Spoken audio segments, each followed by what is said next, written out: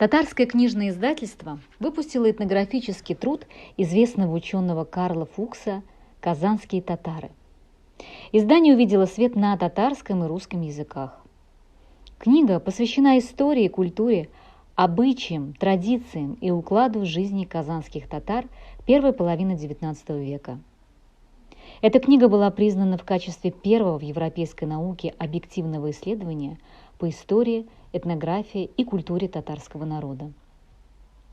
Стоит отметить, что издание – результат многолетних исследований ученого. Он много ездил по татарским деревням, участвовал в праздниках, свадьбах, собирал материалы для своих исследований. И, изучая быт и записывая предания, Карл Фукс обращал внимание и на вещественные памятники, а потому стал собирать монеты и рукописи. В книге представлены образцы песен, наставлений, стихов, дана обширная информация об одежде, домашнем убранстве, об укладе жизни в городе и на селе.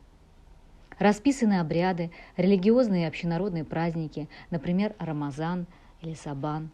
Их описания не потеряли свою актуальность и сегодня. Книга впервые была издана в 1844 году в типографии Казанского университета.